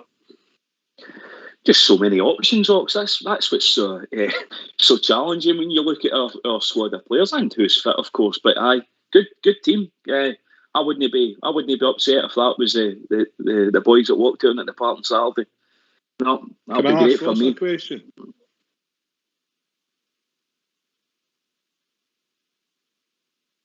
Ross. On you go, Al. Ross. Yes. What do you see in Aribo? Oh, I like him. I think he's got everything, big man. I really do. I think his touch, his close control, and he can get his going. You know, he's big, he's strong. I like him. Do you know? Nah, I've never been taken by the big man. Big Al. I know. I'm gonna- It's controversial. I know. No, I listen to like that. all your opinions. No, but all I'm going to point you is to the Balogun interview again. Yeah, My God. Jaffa, what did they say on that show? The Nigerian spider.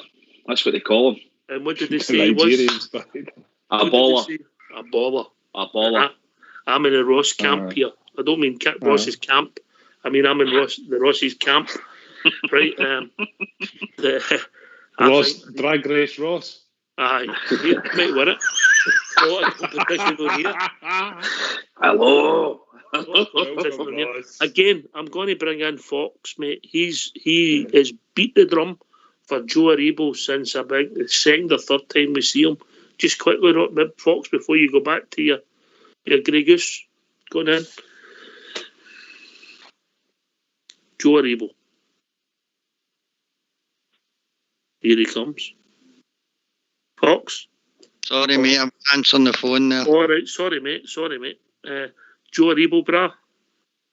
Fabulous player, mate. As Leon Balogun described him as a spider, he's got legs like a spider. I thought that was a terrific turn of phrase. I think he's a quality footballer. Can get through in tight positions and score a goal when he gets the chance. I think a lot of people forget that about Joe Aribo. That he can put away a half chance, and that could be some of the games coming up in the future. Ross. No, as I said, I really do like Aribo. I think he's a class act, and he's young as well. And he's what is it, 24, 25? Yeah, 24 Ox, I think. Ages with me, I think. No, I just think He's a bloody I just think he's a class act. As Balogun said, he's a baller, isn't he? What's his goal return? I'll get somebody to dig that out. I'll dig that out. Uh-huh. Yeah, I'll have a look at his full stats for you. Yeah, I think he's a baller. I think playing it left back for cover, playing it outside right, literally for us, Jaffa, right across the midfield, and the boys developing. Scored a lot of important goals for us last season, didn't he? A lot of crucial goals at crucial moments. He did get us out a few goals, like Big Itten did as well. But he's a good player. He's a brilliant player. I really like him. I fancy him as well. But as I said, Steven Gerrard's got that many blooming options in that team. You know, you would never know what his first 11's going to be. He's been there for 3 seasons now, hasn't he? This will be his 4th season. No, this will be his third. This will be his third season that he came in. Right, so this season he has to be a regular, play every game, score more goals. This is the season that counts. Anyway, talking about top ballers, we've been joined by Alex Wishaw. How we doing, Alex? Good evening, Ox here, Bridgeman, Jaffa, Big Al, everybody else that's in the panel there. How are you lads? How you doing, Alex? Scott Brown is broken. Scott Brown. He will be tonight. He'll be broken in two. Scott Brown, he's Orski. Aye, you're right. Aye, he's broken all right. So's that team over there. They're broken and all. Anyway, we're here to talk about the Jers, aren't we? Here. Joe Aribo, 27 league games last year, 7 goals out, 1 and 4 from midfield. Left back some of the time. No bad. Could improve, aye, but no bad. On you go, Alex. On you go, Alex. Oh, Joe Aribo, footballer. Fantastic footballer. I'm expecting big things from him this year. Fantastic footballer. Do you rate him, Alex? I rate him. Al's got a slightly different opinion. He's entitled. Oh, without a doubt, what a footballer. He's going to make it to the top, that fella, without a shadow of doubt. I agree, mate. I think he's a big asset, and I think when people come calling, there's big numbers involved with Joe Aribo. He's a top player, and he's also performed reasonably well in Europe. Jaffa, then Big Al can come back in at this point. Yeah, I agree with the guys there. He's a brilliant player. I really like him. He's different. He just does things that you don't expect to happen, and I think that's a great asset to have. And like you've just said, Ops, he plays a number of positions. He did help us out at left back. Scored a decent amount of goals. I like him, Big Aribo. I think he's a brilliant big Rangers player, and I love having him in the team and the squad. He's good. Aye, he's played 92 games, Big Al, 76 starts, 16 subs, 17 goals, 8 yellows. So 2 seasons he's played, obviously, nearly 40 games every year, roughly, give or take, you know. Mm-hmm. But you're right, his numbers could improve. That would be fantastic. But I'm in the camp with Ross and the other lads. I think he's potentially could be one of the best players we've got. Big Al, you can come back in and then we'll go back to Ross. I just think he's not progressed with the hype when he came into the club. For me, he's not progressed. I thought, I'm not denying he's got a good touch. He can do a bit with the ball and that, but I think he should be better. After 2 years at the club this season, I'll look, the jury's still out for me. I'll give him time, but everything you're saying there and what the panel say, is he a good squad player? Is that what he is? A good squad player? Is he a first team pick? For me at the moment, I think it's 50-50. Mm-hmm. If he's producing that training, I would have him in my team, mate. In your starting lineup. Aye, he would be in my team. We've not really seen him this pre-season, have we? No, he might not be. When he's fit, of course, if he's got an issue, of course. But when everybody's fit, he would be in my starting lineup. I think his best position for us is one further forward, where he can develop into a midfielder. I don't know, maybe, again, like Hadji, maybe it's just the system and you've got to develop. Maybe Joe Aribo will be a perfect number 10 in the fourth, you know. But Ross, then, Alex. No, I think he'd be in my starting 11 too, Ox. He just gives us something that wee bit different further forward, doesn't he? So, no, he'd be in my team. Aye, me too. Alec, I know you've made your point, but he's scored it all, Aribo, isn't he? And he's a team player as well, huh? Yeah, definitely. That goal he scored against Braga that night. There's no many Ibrox could have done that. He's a fantastic footballer, that fella. That's how I looked at it. With horses for courses, the amount of players we've got, and up to CV Gerrard, what formations and that he plays, but definitely, great signing. Just, we talked earlier about valuations. Jaffa, put you on the spot. What's Joe Aribo with? 10. 10 million. Oh, come on. More than that. Aye. I must have my conservative head on this week. I don't know what's wrong with me. Normally, I'm too greedy. I don't know, Ox. I mean, maybe 15s. I don't know. I really don't. It's just, it depends who comes calling, doesn't it? Mm-hmm. He's a brilliant footballer. I'll tell you that. Right, He is. we accept his 10. We accept his 10 then. See, we go with that. 750,000. It's no bad. Brisbane, your thoughts? Top player? Aribo. I think Aribo's a smashing player. Are you speaking about particularly about Aribo, or Yes. Tell you? Okay. I think Aribo has got a great future with Rangers. He's still to show. A lot of folks still. It's what it kind of falls out of game sometimes. But when he's on form and you notice him, when he's in the game, I mean, right in the game, he's the main player. Yeah, lovely run. Beautiful when he's running with the ball, you know. And it's how on earth he gets his feet to move the ball so quickly, I don't know. But he's proved in the past, particularly in European games, he's been absolutely superb for us. He's done the business, and the manager I don't know whether he'll be a first-team player and first-team pick every week, but my God, when he plays for us, he'll play. I think he's a superb player. A great prospect for us. And I don't know about money, but I think most of our players we should be valuing around about upwards of 10 million anyway, most of them. So that's the way I see it anyway. All right. I've just been sent a graph once a certain game finished and the listeners shot up through the roof, Jaffa.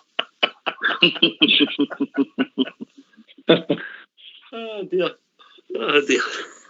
You've got to laugh. That was about the same time as I came on, wasn't it? Might have just been pure coincidence, big man. And it was all females as well. Is that right, Al?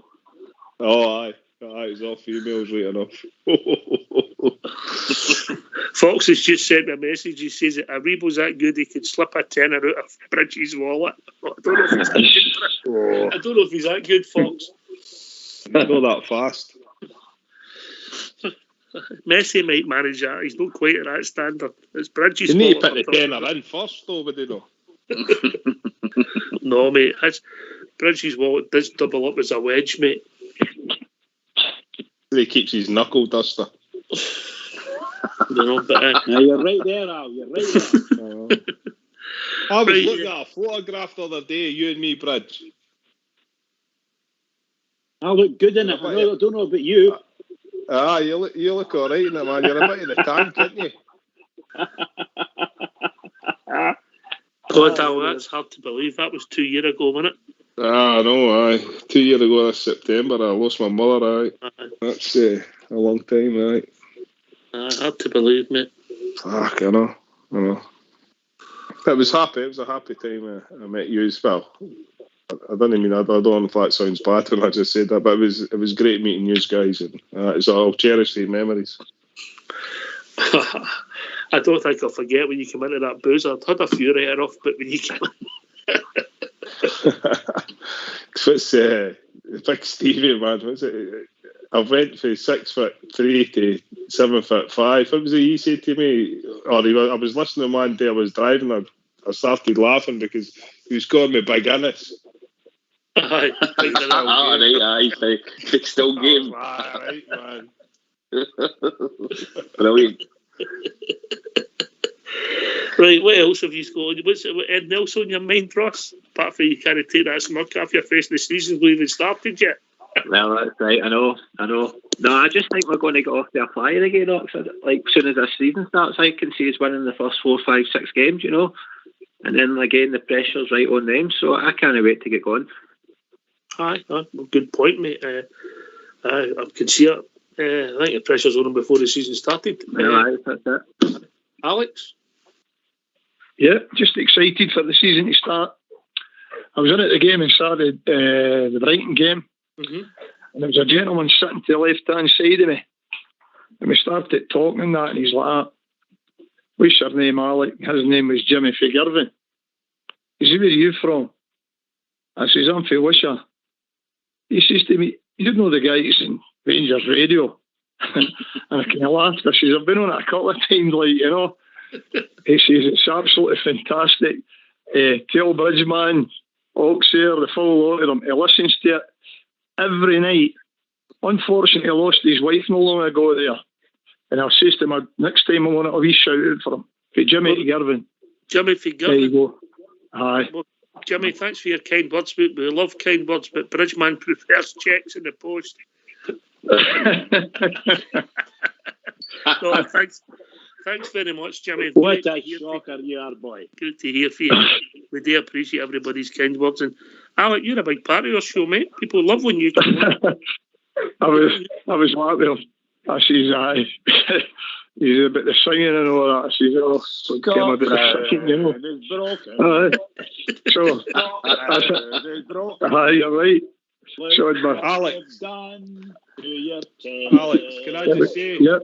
you're one of my favourites. All the young boys are singing it. All the young boys are still singing it. The Brighton game itself, man, it was worth the money just to get in and see the reception, seeing Duffy go up, man. It was unbelievable. Did you laugh? Oh, for Christ's sake. And that Brighton team, you know yourself with opposition go, they're doing the other end, they're just in front of the Union Bears. Although, they seem to be up the back a bit, but they're all together, man. Every time he went for the ball, it was just, what do you call it, yelling out. His first time he went for the ball, he went a collision with the centre half at Brighton, and he landed in the ground. Then he's up the Copeland Road end for a corner kick, and he landed in his backside. You couldn't make it up, man. You're like, you need to take this guy off at half time, by the way. It's been like so embarrassing now, but oh Christ, what a laugh. You wouldn't have missed it.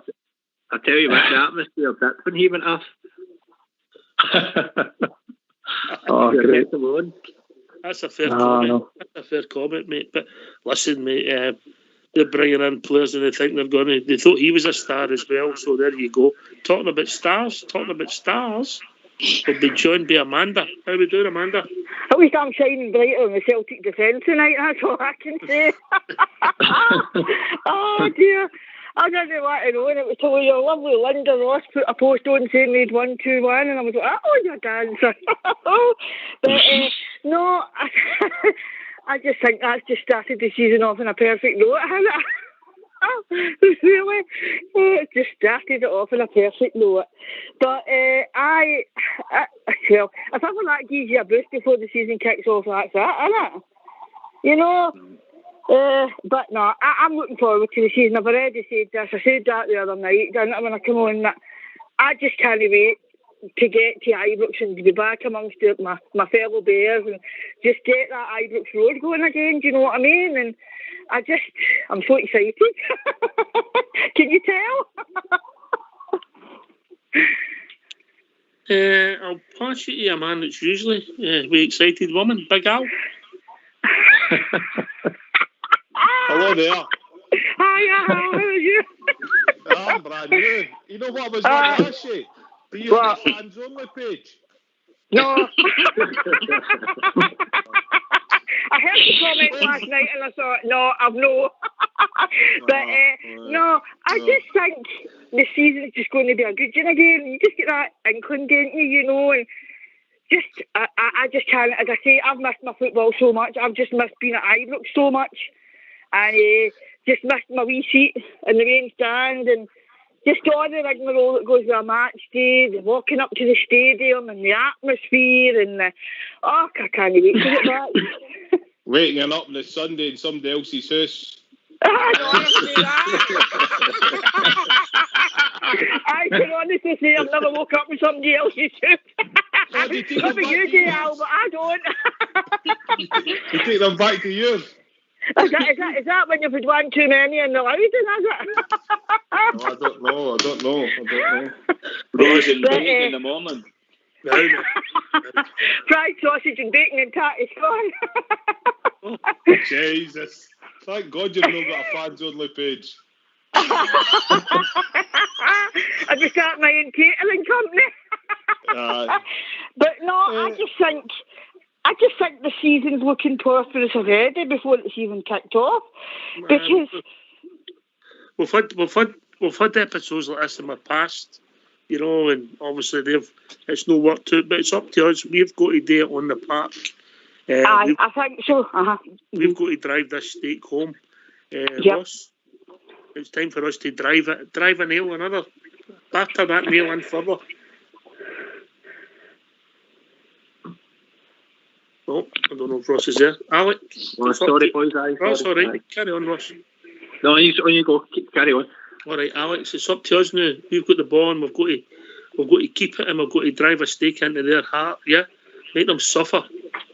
Absolutely. That's what it's about. Once they're down, keep them down. With 9 years of absolute hell, we to take off that lot. And this is it now. This is our turn. Yeah. Plus the fact we've got a right good football team. This is what it's about now. We've accumulated a right squad of good footballers, and they're really panicking over there. No matter who they get in and who they bring out, what they're wanting to do, it doesn't matter. It's all about the Rangers now, and we're in a right good position. You're talking here about the Liam Halligan interview. I listened to it as well, man. Unbelievable, man. He tells you about Stevie Gerrard, Michael Beale, Gary, the full lot of them.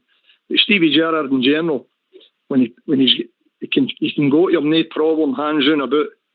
But if you do something wrong, he just gives you that stare, and that's what it's about. All these guys all think the world of him, and we've got a guy, Stevie Gerrard, worldwide brand, and this is what it's about. Fantastic to be a Rangers supporter. I've got goosebumps now. You're saying that. I've got goosebumps now. Yeah, picked on something that you were going to bring in earlier about the values of the squad, how it shifted dramatically, and take up the point about we've got to drive the stake in as well, mate. Oh, absolutely, and this season is so important in that respect, because obviously we know the value of what if we win the league, where it leaves us, and that could really drive us on for the next 4 or 5 years, which would be absolutely brilliant. I mean, just looking at the value of our squad, I mean, I don't know what the rest of us look at that transfer market. I mean, our squad's up at value up at £106 million at the moment. And their squad's down to about 53 million. It's brilliant. Before the night, mate. That was before the night. I'll be down to about 22 million now. I'll be doing about 30 quid. Exactly. So this is our time, Alex. I totally believe it. This is absolutely our time. We kick on now and we get 4 or 5 games, as Ross was saying there, under our belt. We get victories on the board. We get to 6, 9 points, 12 points in front of them. I'm telling you, we can absolutely destroy them. We can be even better than we were this year. Yeah. Well, here. I've got goosebumps just listening to that. Can you it's not often that we have a woman with goosebumps on, I'll tell you.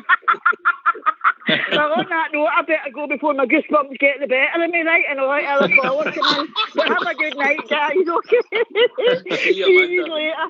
Bye. Bye. Oh dear. Does that not prove you're totally live, Alex?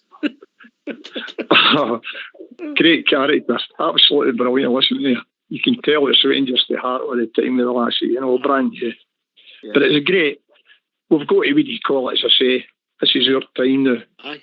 And just go right ahead with them. Right ahead. No time, sentiment or nothing. You've got to remember, I've told all the young guys, man, the full lot of them, always remember what they've done with us and keep it at the back of your mind and just keep going and keep going and keep going. And I hope to Christ, I'll have to see us going to win 9 in a row again. But that's how good we could be here. Seriously, this is how good. I know it's away out and top of ears in front, but we have made it up in so short a time there. In 3 years, that guy's came in and look exactly where he's took us. We play Malmo next week, and they're quite cheerful. I expect us to beat them and get into that Champions League. To hear that music, that to me is us definitely back. When I hear that getting blared out at Ibrox, I remember we got another title play after that, mate. It draws on Monday, yeah. I still think we'll do it. Oxford. I hope you're right, mate. I hope you're right. Just one step at a time. But I think we're favourites to beat Malmo. I had us I had it 55-45, or maybe after Saturday's performance, maybe even going up with that, maybe making it 60-40, 65-35 there, yeah. But it's a great place to be. But at Big Al, this is the time for us to drive it home, innit? You know, you mend the roof and the sun shining, you know. Aye, definitely. You've got to keep our foot on the throat of Scottish football. But getting into these European games, I think the manager's proved in the past that he can handle them. The squad can handle these games. I don't think we go into any of these games with complacency or arrogancy. We go in with respect for the other team, but knowing and believing in ourselves. I think that's critical. I think the squad's got that. Look, for me as well, look, it'd be disappointing not getting into the Champions League, but critical for us moving forward as we retain the league, and we'll retain the league the following season, and then you can build through that solid base. If we end up not getting in the Champions League and we're in the Europa League, well, we do our best in that. I think that's one thing that we can see. The team always tries to do its best, and I think we can relax with that. We're moving forward. The league's critical. It's a be all and end all for me that he retains the league.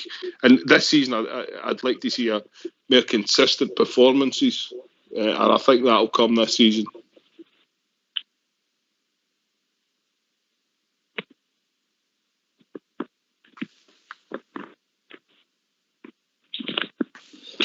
Al, are you talking about performances or results, mate? Performance and results. Right, but I mean, we won 18 home games out of 18, you know. And I know. Well, it'll be hard to better last year's numbers if we're being honest. But obviously, you've got but there's no reason we can't, because we've already done it once before. I think it's a challenge. That's a challenge. Well, that's a thing that can drive the team. I'll let Alex answer that, mate.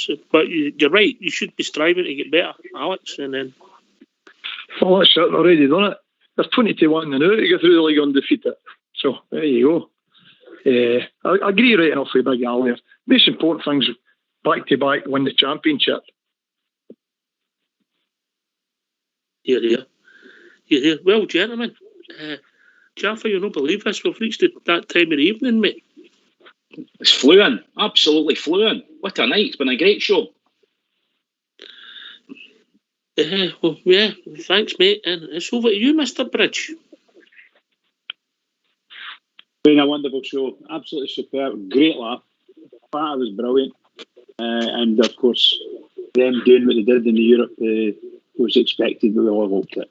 And it's there. We're right in front of us. We need to keep going. And can I just say to all the Rangers fans all over the world, in particular Rangers fans on here on Rangers Radio, every single one is put on the throat. You've heard the guys saying it all night. We've got to do it. Keep it going for the Rangers. Keep us up the top. Keep it going. Here, thanks to Bridgeman, the global face of Rangers Radio. There you go. Thanks to Bridge and Jaffa for being on the show. Thanks to Big Al. Always great to hear from the big man all the way for us. Good to hear from him. Of course, Amanda and Ross and Alex have joined us. Thanks to everybody for taking part. Thanks for some of the messages that have been sent. Very entertaining. Thanks for listening. Stay safe, and we'll speak to you all tomorrow night when Rangers Radio will be joined by the one and only Urlander. Take it away, Old School Blue.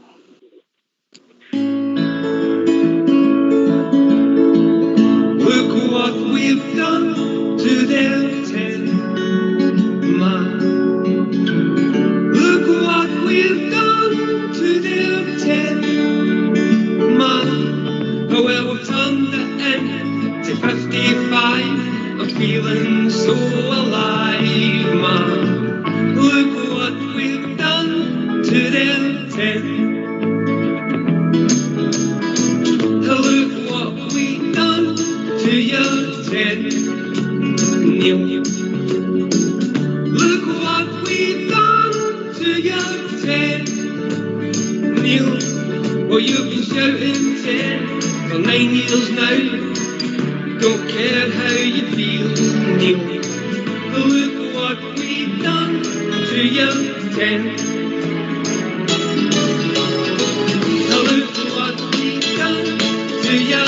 10. Brown. Look what we've done to your 10. Brown. Well, we're taking it back to where it belongs. Hey, do you want to sing along? Look what we've done to your friend. Oh! Na na na na na na na na. Na na na na na na. Well, the Johnny and you, it's still on. As for the league, well, it's all one. Look what we've done to your 10. Look what we've done to your 10. Shame. Look what we've done to your 10. Shame. What a guy. You've been great. If you'd have signed a 5-year contract, I'd have made you my mate. Look what we've done to your 10.